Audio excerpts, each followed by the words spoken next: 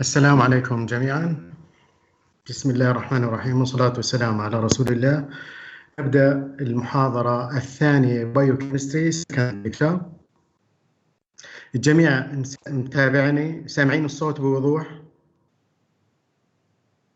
مندوب الدفعة يوسف.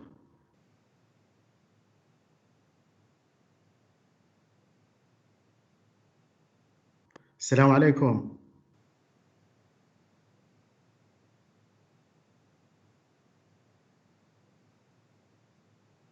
شباب إذا سامعيني أي واحد يجاوبني رجاء.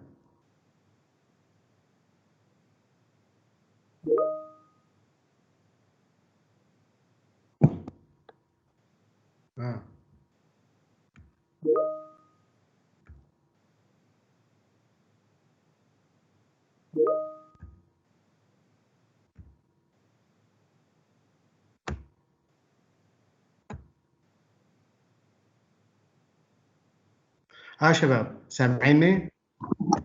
سامعينك دكتور. شكرا. أنا آسف أنا نسيت الميوت عليكم. الصوت واضح؟ واضح. شكرا لكم. بسم الله الرحمن الرحيم. نبدأ المحاضرة الثانية بايوكيمستري. التايتل لمحاضرة اليوم هي هيموغلوبين اند مايوغلوبين، بس خلينا نروح في البداية عشان نسجل لكم المحاضرة. بسم الله. ستارت ريكوردينج.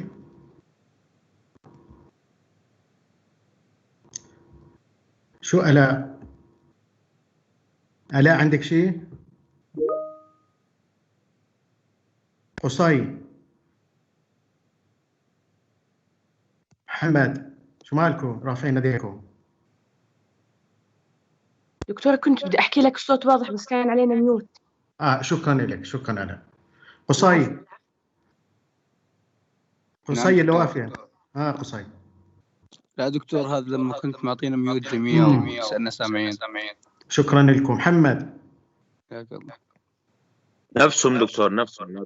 شكرا يا شباب، شكرا لكم. بسم الله الرحمن الرحيم.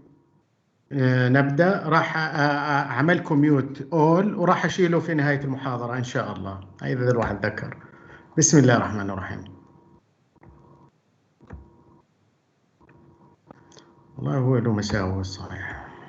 خلينا نرد شيء نحطه. هلا شوف بسم الله الرحمن الرحيم. In today's lecture we will study hemoglobin and myoglobin. We will study their structure first, then some characteristics of hemoglobin and myoglobin and their binding with oxygen.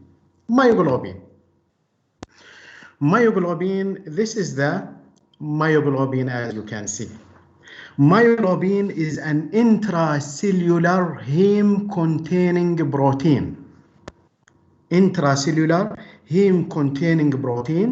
It is made up of 153 amino acids arranged in 8 segments, as you can see, from A, B, C, D, E, F, G, and the last segment is the H segment. The last segment is the H segment.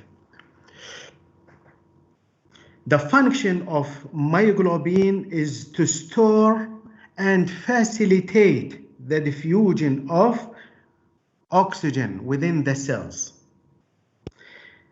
It binds the oxygen that is released from hemoglobin. This is why it has more attraction for oxygen than hemoglobin. So hemoglobin transports the oxygen from the lungs to the cells. Inside the cells there is the myoglobin. It catches the oxygen that is released from hemoglobin. 80% of the myoglobin is made up of alpha helix. So 80% of hemoglobin, of myoglobin, sorry, is alpha helix. And the rest is beta bends and loops and prolines that is found in the bending, as you can see where the polypeptide bends. So myoglobin is made up of 153 amino acids. It is made up of a single polypeptide chain only, one polypeptide chain. And attached to this polypeptide chain, a heme. This is the heme, the red one. This is the heme. As you can see, the heme is attached directly to which segment? The F segment. And faces directly which segment? E segment. So the general rule is that myoglobin is made up of a single polypeptide chain, and this single polypeptide chain has one heme. A single heme can bind only one molecular oxygen, one O2 only. One heme, one oxygen. This is why one myoglobin can bind only one oxygen. In a few minutes, we will see that hemoglobin is made up of 4 polypeptide chains. Each polypeptide has one heme. This is why each hemoglobin can carry 4 oxygen at a time. So, myoglobin has heme. This is the red heme. It is directly binded to which segment? F, particularly to which amino acid? To histidine amino acid number 93, as you can see here. To amino acid histidine number 93. And faces which segment? E. Faces the segment E. And particularly faces another histidine, which is number 64. 64. So the heme directly binds with the amino acid histidine number 93. We call this histidine number 93, or proximal histidine, close histidine, or histidine F8, because if you start counting the amino acids on F segment, this amino acid will come number 8. And the heme faces another histidine on E segment. We call this histidine number 64, because if you start counting the amino acids from the start, from A segment, it will come number 64. Another name for this histidine is E7, because if you start counting the amino acid from E segment only, it will come number 7. Or another name, we call it distal histidine, away histidine. So the heme directly binds with the proximal histidine and faces the distal histidine, does not bind with it. This is the general structure for myoglobin and very similar to hemoglobin, as we will see. Now, we will study the structure of the heme. This is the structure of the heme. The building block for the heme is Birol ring, 5-member ring, as you can see. So what is the building block for the heme? Birol ring.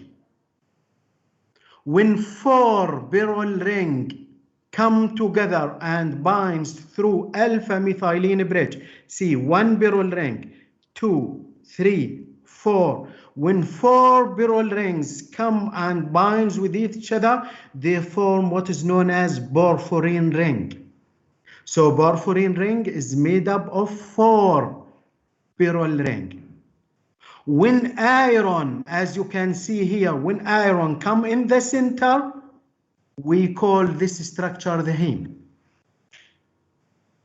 So the heme is made up of 4 beryl ring and attached into the center, the iron.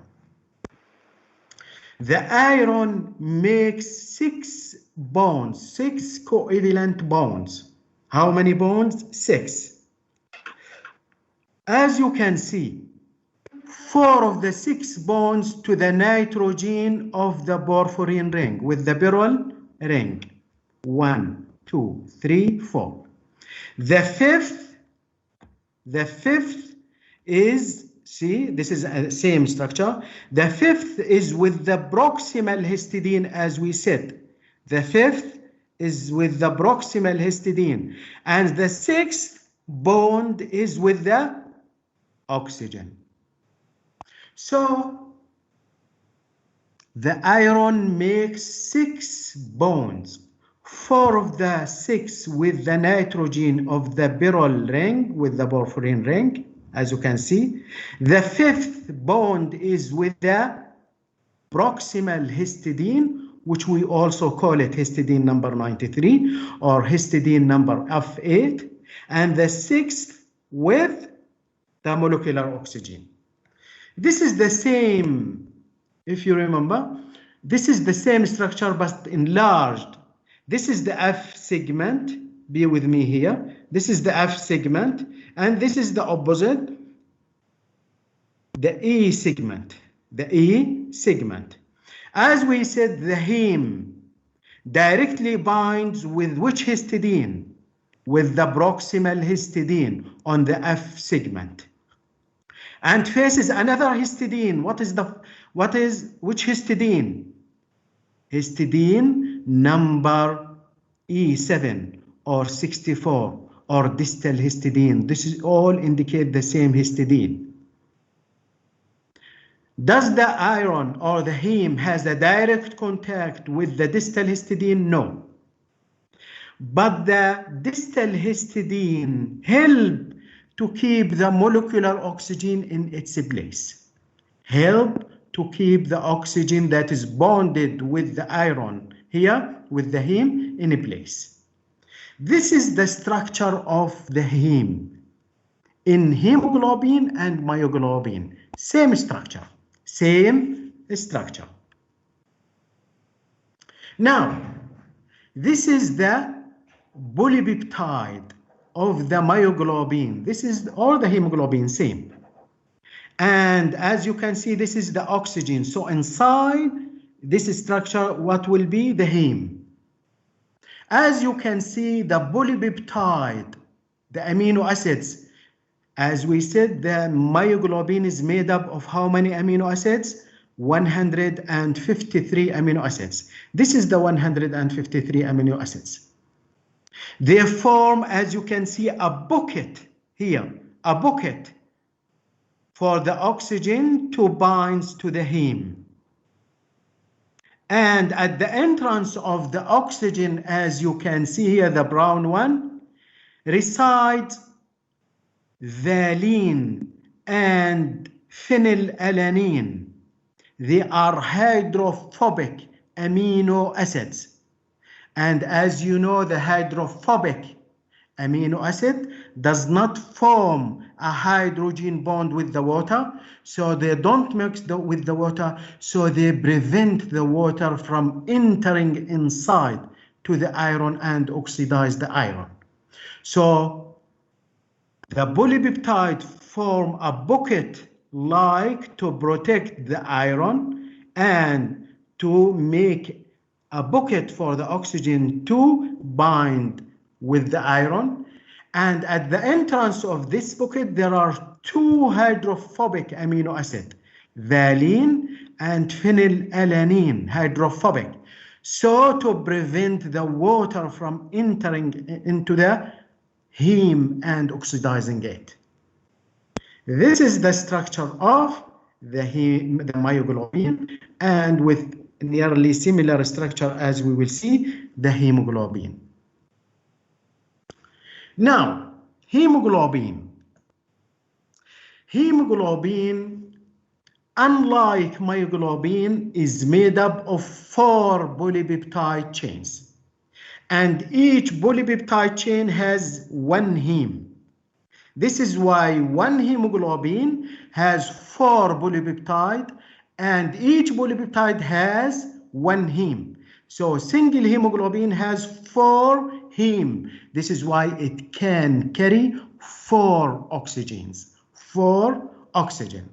See here, a single red blood cells has how many hemoglobin? 270 million hemoglobin. See the huge number. The huge number of hemoglobin in a single RBCs. So hemoglobin is made up of 4 polypeptide chains. These polypeptide chains are alpha 1, alpha 2, beta 1, beta 2, as this structure shows. So this slide is just to compare between myoglobin and alpha chain of hemoglobin and beta chain of hemoglobin. As we said, myoglobin is made up of how many amino acids? 153 amino acids. While alpha chain of hemoglobin is made up of 141 amino acids. So it is how many amino acids short of myoglobin? 12 short than the myoglobin. While beta chain of hemoglobin is made up of 146 amino acids, and it is 7 amino acids short than myoglobin.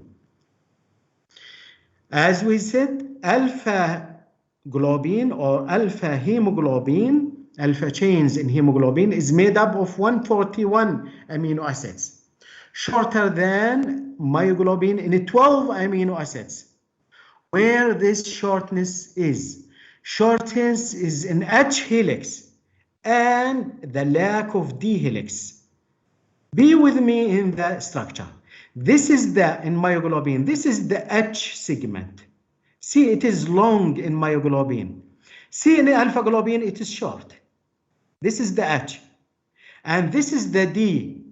This is the D in myoglobin. See, there is no D nearly here. And in beta globulin, it is made up of how many amino acids? 146. It is short of how many acids? 7 amino acids. Shorter than myoglobin. And this shortness comes in which helix? In H helix, H segment. And the H segment is the last one. See, it is short. See, in myoglobin, it is longer. So this is just a comparison between myoglobin, polypeptide, and alpha in polypeptide in hemoglobin and beta polypeptide in hemoglobin. This is the hemoglobin. So as we said, hemoglobin is made up of 4 polypeptide chains. 2 alpha, alpha 1, alpha 2, beta 1, and beta 2. And as you can see, each chain, alpha chain or beta chain, each polypeptide has a heme. And the general rule, each heme can transport 1 oxygen. Can transport 1 oxygen. This is why a single hemoglobin molecule can carry a maximum of 4 oxygen. When the hemoglobin carries 4 oxygen, we call it fully loaded. Oxyhemoglobin, fully loaded. Oxyhemoglobin, fully loaded means it carries 4 oxygens. Quaternary structure of hemoglobin. When the protein or the enzyme or any is made up of more than polypeptide chain, that protein or enzyme has a quaternary structure. Quaternary means how these polypeptide chains are arranged. Does the myoglobin has quaternary structure? The answer is no, because it is made up of a single polypeptide chain, while hemoglobin is made up of 4 polypeptide chains. Thus, it has quaternary structure.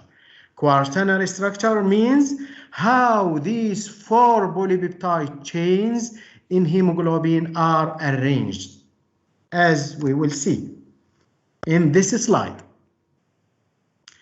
See here, in hemoglobin, alpha 1 combine or interact with alpha 1 combine with beta 1 to form dimer 1. So alpha 1 does not combine with alpha 2, no, with dissimilar polypeptide. So alpha 1 interact with beta 1 to form dimer 1. Through which interaction? Hydrophobic interaction. Same thing, alpha 2 interact with beta 2 to form dimer 2. Through which interaction? Hydrophobic interaction. Then dimer 1 interact with dimer 2 through weak ionic bonds and hydrogen bonds.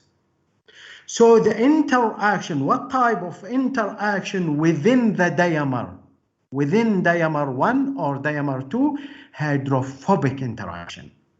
What type of interaction between the different dimers, between dimer 1 and dimer 2? What type of interaction? Weak ionic bond and hydrogen bonds. This is how the 4 polypeptide chains in hemoglobin interact. This is how they interact.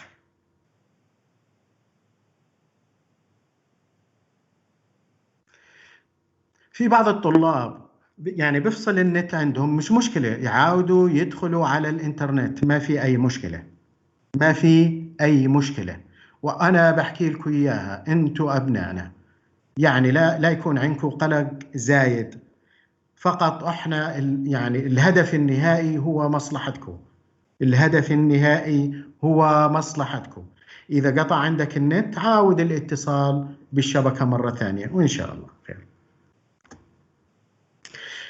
Now some terminology. T and R form. Hemoglobin, T and R form. See here. As we said, hemoglobin is made up of 4 polypeptide chains. Each polypeptide chain has a heme, as you can see, Fe, and each heme can bind 1 oxygen. When the hemoglobin binds 4 oxygen, we call this oxyhemoglobin. We call it also a relaxed form of hemoglobin, or R form. So the R form of hemoglobin is the oxyhemoglobin, means that the hemoglobin is bonded with 4 oxygen. When the hemoglobin does not has any oxygen, as you can see in the next structure, we call it tight or tense form of hemoglobin, deoxyhemoglobin. See, deoxy, D means we have taken out, D, oxygen, we have taken oxygen, or they have been taken oxygen from hemoglobin. D, as we said before, we have taken, what we have taken? Oxy, from whom? From hemoglobin. So what is the R form of hemoglobin? is the relaxed form of hemoglobin. It is the oxyhemoglobin form. It means that the oxygen binds with 4 oxygen. What is the T form of hemoglobin? It is the tight form or the tense form of hemoglobin. It is the deoxyhemoglobin. If the hemoglobin has 1 or 2 or 3 oxygen, we call it partially oxygenated. Partially oxygenated, as we will see. But here, what is the R form? It is oxyhemoglobin, fully loaded with oxygen. And what is that T form, the tense or tight form? Deoxyhemoglobin, no oxygen. Now, some few points. RBCs are bioconcave. This is the RBCs. This is the RBCs. Bioconcave. Why the RBCs? What is the advantage of this shape? To increase the surface, as you can see, of the RBCs, and to give them flexibility to enter into the small blood vessels. So RBCs are bioconcave in shape to increase the surface and to give them flexibility to pass through the tiny capillaries. Another note, small note, carbon monoxide. Carbon monoxide binds to the heme. Why carbon monoxide is highly toxic to human beings? Why carbon monoxide is highly toxic to human beings? Because 1, it binds to the same place where the oxygen binds. So it binds to the same place where the oxygen binds. So it prevents the oxygen from binding. Second, also, which is very dangerous, it has a greater affinity for hemoglobin than oxygen. So if you place an oxygen and monoxide close to each other, close to hemoglobin, who will bind with the hemoglobin? Carbon monoxide will bind faster than the oxygen because it has greater affinity. And because it binds to the same place where the oxygen binds, it is highly toxic to human.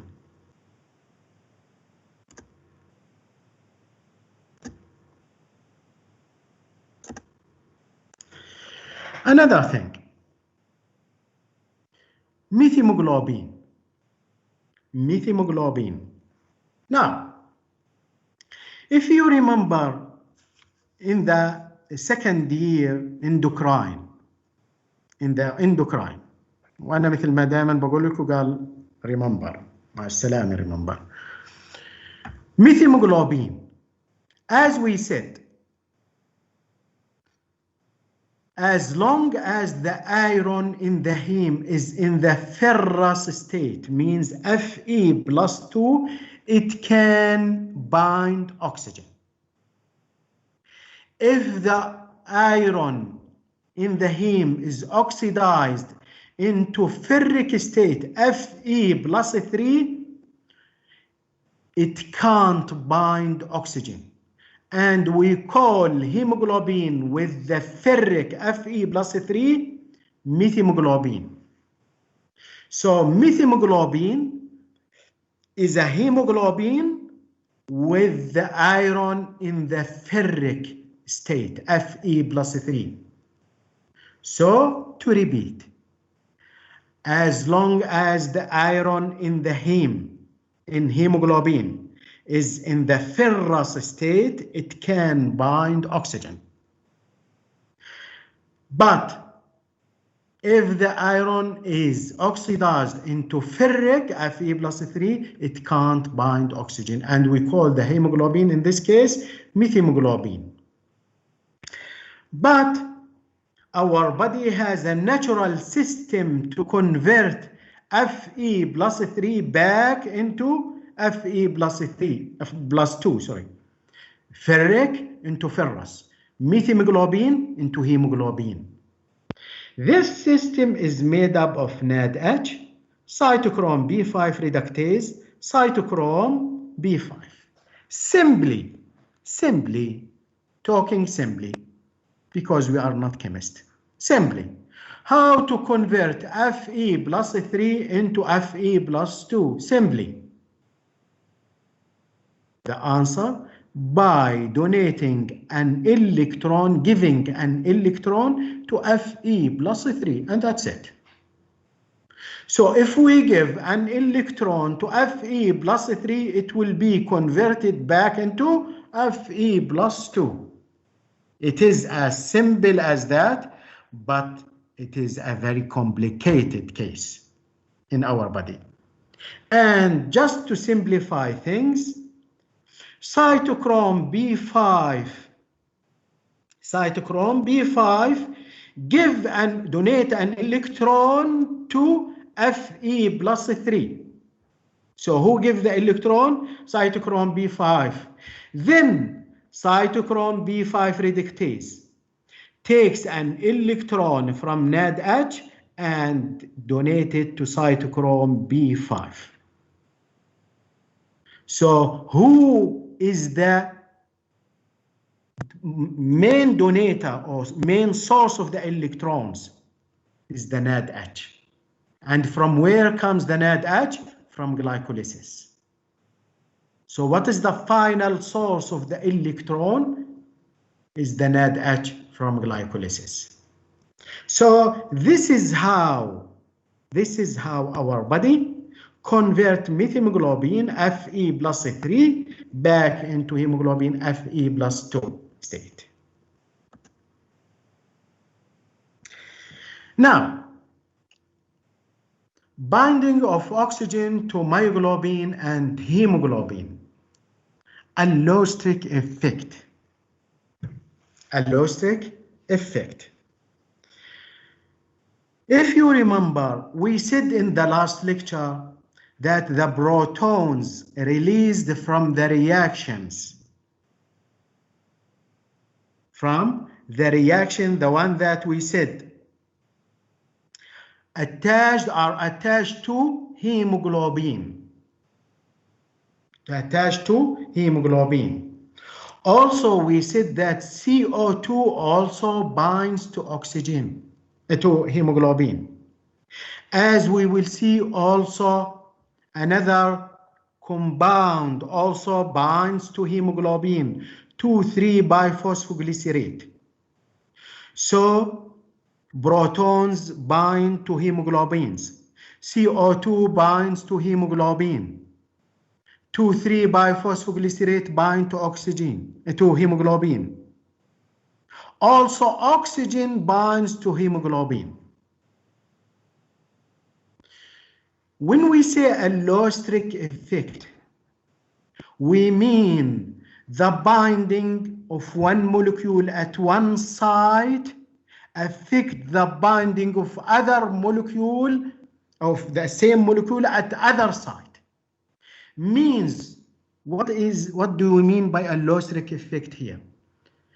We said that hemoglobin bind to hemoglobin, CO2 and oxygen. What is the effect of binding of CO2 to hemoglobin to binding of oxygen to hemoglobin? Again, we said that also BBG binds to hemoglobin and oxygen bind to hemoglobin. What is the effect of binding of BBG to hemoglobin to the binding of oxygen to hemoglobin? And same thing to proton. This effect, we call it allostericity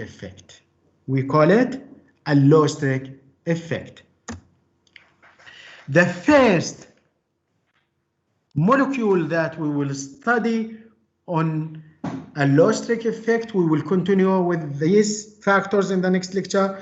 We will study a molecule 2,3-bisphosphoglycerate. 2,3-bisphosphoglycerate, shortly known as 2,3-BBG or 2,3-DBG. See here. This is the structure of BBG here, as you can see. It is made up of 3 carbon atoms, 1, 2, 3, glycerate or glycerol, if you remember. 3. CHOH, CH2OH, CH2OH. But here, instead of the OH, there is the phosphate group, as you can see. When we say 2,3-bisphospho means to carbon atom number 2, see with the structure, 2, 3, there is phosphate. So 2, 3 means 2 and 3. Bi means 2. We call it bi or di. They indicate the same. 2 phosphate are attached to a glycerate. This is for you to understand the name. So 2,3-bi or 2,3-di means 2. What 2? 2 of what? Phosphate attached to carbon atom number 2 and 3 of the glycerate, 2-phosphate group, as you can see. Anyway, so we call it 2,3-BBG or 2,3-DBG. It is highly negatively charged molecule, as you can see. -2 and -2, highly negatively charged. Highly negatively charged molecule. From where the body get it? From glycolysis. It is a glycolysis intermediate. Who produce it? RBCs. So who produce the BBG? RBCs. What stimulates the RBCs to produce it? Low pressure of oxygen in the peripheral tissue. So who produce the BBG? The RBCs. What stimulates the RBCs to synthesize BBG? Low pressure of O2 in the peripheral tissue. What is the function or what is the effect of BBG? BBG, see here, where it binds, the BBG. Where the BBG binds? BBG binds in the central cavity. See, in the, let's go to the next. This is alpha 1, alpha 2, beta 1, beta 2. This is the hemoglobin. Alpha 1, alpha 2, beta 1, beta 2. Where the BBG binds? In the central cavity between the 4 polypeptides. Precisely, it binds between beta 1 and beta 2. So it binds beta 1 and beta 2 in the central cavity. So BBG, where it binds? In the central cavity between the 4 polypeptide of the hemoglobin. It binds to which chains? Between beta 1 and beta 2. See here. So where it binds? It binds in the central cavity. This is beta 1, the blue one, beta 1, beta 2, alpha 1, alpha 2. As we said, رجاء نركز معايا هون. As we said, the BBG is highly negatively charged.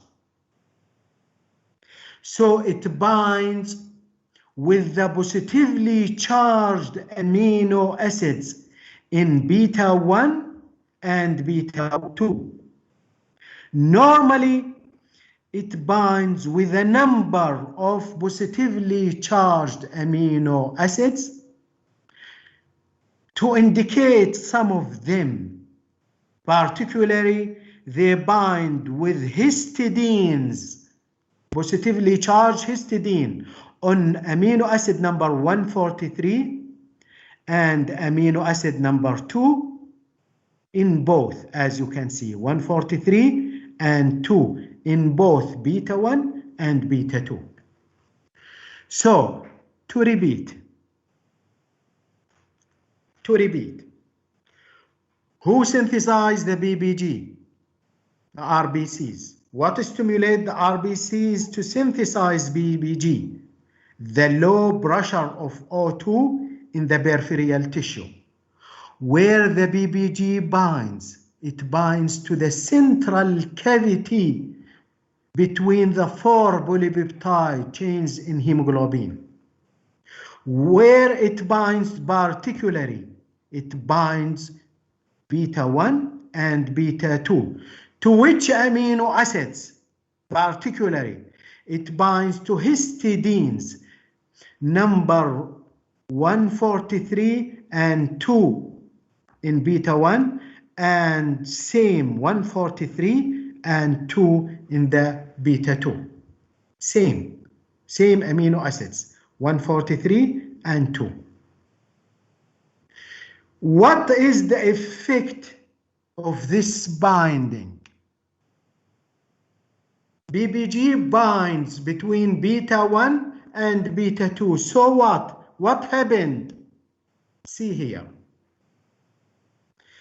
Hemoglobin binds to how many oxygen? It binds to 4 oxygen. The release of the first oxygen from hemoglobin is easy. So hemoglobin releases the first oxygen to the tissue that need oxygen very easy. But the rest, number 2, 3, and 4 oxygen, they need something to stimulate the hemoglobin to release them. And BBG is one of them. It lowers, see, this is the function of BBG. It lowers the affinity between hemoglobin and oxygen. Remember it from now. What is the function of BBG? It lowers the affinity between the hemoglobin and oxygen. Thus, stimulate the hemoglobin to release its oxygen, the remaining of its oxygen. This is the function of the BBG. Otherwise, without the BBG, normally the release of the rest oxygen number 2, 3, 4 will not be easy. Clear? This is an important, and we will talk also a few points about the BBG in the next lecture also. The last slide in today's lecture is fetal hemoglobin. As we said that the hemoglobin of the adults are made up of what?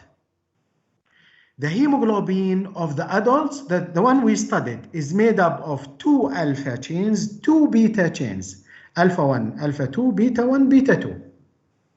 While in the fetus, instead of the beta, there is gamma chains. There is gamma chain.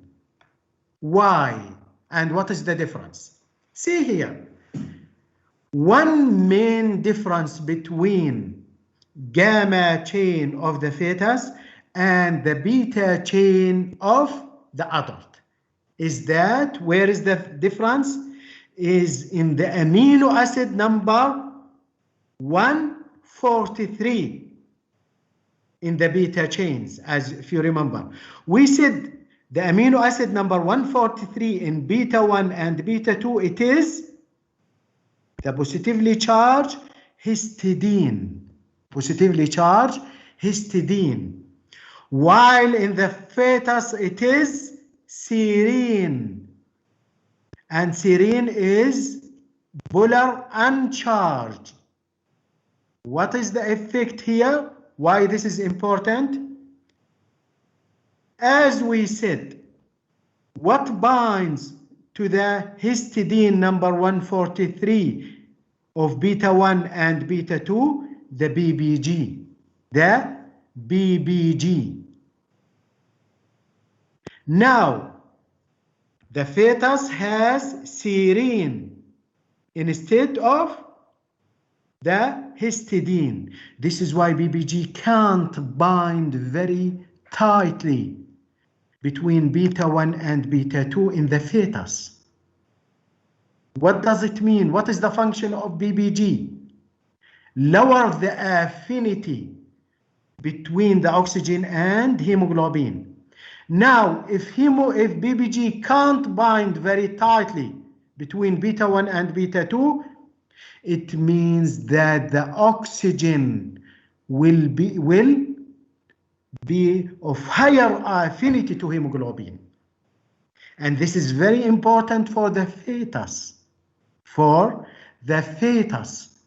Because the oxygen released from the mother will be caged by the fetus RBCs. This is why if you place an oxygen between RBCs of the mother and RBCs of the fetus, where the oxygen will bind, where the affinity will be higher, to the fetus. Why? Because the BBG can't bind very tightly to the hemoglobin of the fetus. Why is that? Because as we said, instead of 143, the histidine, there is the polar serine. And what is the function of the BBG? BBG can't bind. It lowers the affinity. If it can't bind, so the affinity to the oxygen for the hemoglobin will increase. And this is very important for the fetus. This is very important for the fetus. And this is the last slide. This is just to show you. This is just a comparison between myoglobin and hemoglobin. We will just read it. Myoglobin normally in the muscles, intracellular heme-containing protein in the muscles and the heart. Normally the hemoglobin in the RBCs, inside the RBCs. Myoglobin is a reserve oxygen and help the diffusion of oxygen within the cell, while hemoglobin is a carrier for oxygen. Myoglobin is made up of a single polypeptide chain. This is why there is no quaternary structure for myoglobin, while there is quaternary structure of hemoglobin. Myoglobin can't carry CO2, while hemoglobin can, as we carb amino, if you remember in the last lecture. Myoglobin, no cooperativity of oxygen binding, as we will see in the next lecture, tomorrow, inshallah. While in hemoglobin, because it is made up of 4 polypeptide chains, there is cooperativity. In myoglobin, there is higher affinity for oxygen than hemoglobin. Again, in myoglobin, the BBG does not bind to BBG. CO2 does not bind to to myoglobin. So CO2, BBG does not bind to O2 because it is made up of a single polypeptide chain. This is why it has a higher affinity for oxygen. This is why it binds to the oxygen released from hemoglobin. هذه محاضرة اليوم. إذا stop recording. إذا عندك أي سؤال بتقدر تسأل.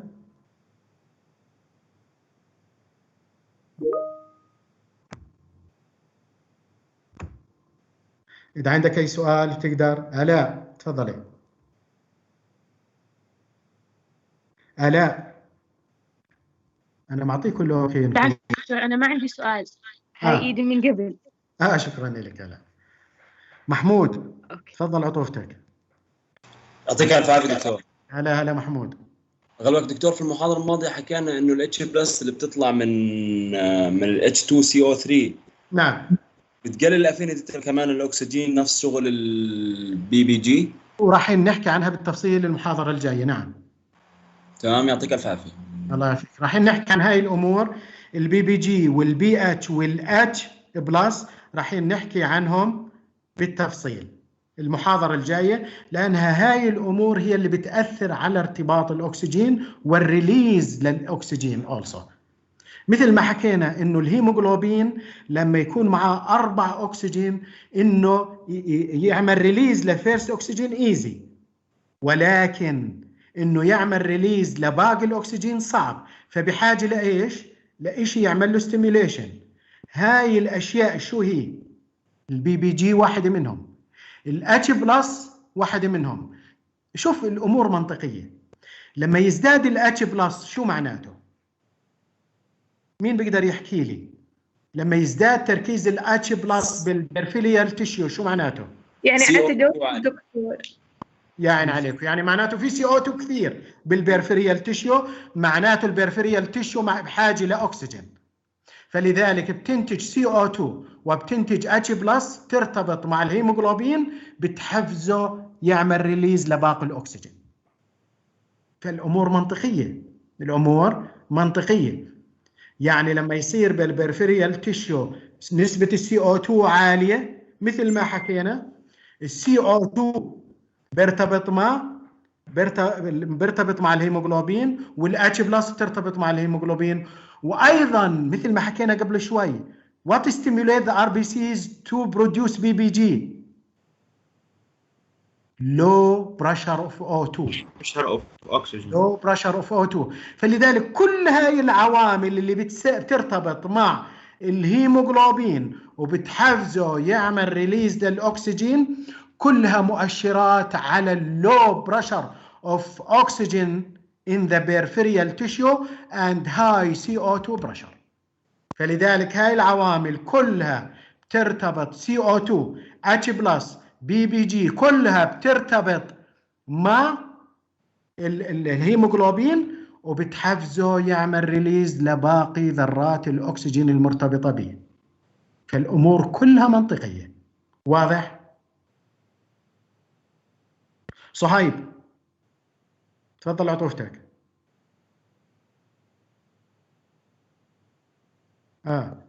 نعم دكتور، كل شيء واضح. لأنك رافع الإيد. بالله اللي رافعين إيدهم يكبس على الإيد مرة ثانية بتختفي. عطوفة آلاء، عطوفة سهيب، بالله تكبسوا على الإيد مرة ثانية. عينكو إباء تفضلي. يعطيك العافية دكتور.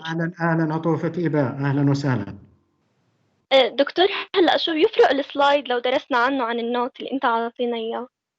والله كله مطلوب، ما بعرف عادك شو، لأنه المحاضرة إذا بتلاحظي فيها شوية ديتيلز، فالديتيلز يعني موجودة أكثر في النوتس منها في السلايدات، ولا هي نفس المعلومات ولكن في بعض الديتيلز أكثر موجودة في السلايدات. فأنا رأيي دائما وأبدا ادرس على النوتس وراجع معلوماتك على السلايدات، بتكون أمورك 100% إن شاء الله. تمام إن شاء الله. يعطيك العافية. الله يعافيك إن شاء الله. أحمد. الله يعطيك العافية دكتور. أهلا عطوفتك. أهلا. بس دكتور عندي سؤال هسه بالنسبة للسلايد اللي كان على الالوستريك افكتس، هسه كان مكتوب انه ممكن السي او 2 برضه يرتبط الوستريكلي مع الاكسجين في الهيموغلوبين. طب هذا الحكي شو اثره كمان؟ يعني مش انه بيصير اكسشينج. لا احمد خليك معي، نفس اللي حكيناه. السي او 2 والاتش والبي بي جي كلهم بنسميهم ايش؟ اللوستريك افكت. تمام. لانهم بيرتبطوا بنفس الهيموغلوبين، ولكن هل بيرتبطوا بنفس الاو 2؟ لا، ديفرنت سايت. فارتباطهم شو هو اللوستريك افكت؟ the binding of one molecule at one structure affect the binding of other molecule at the same structure.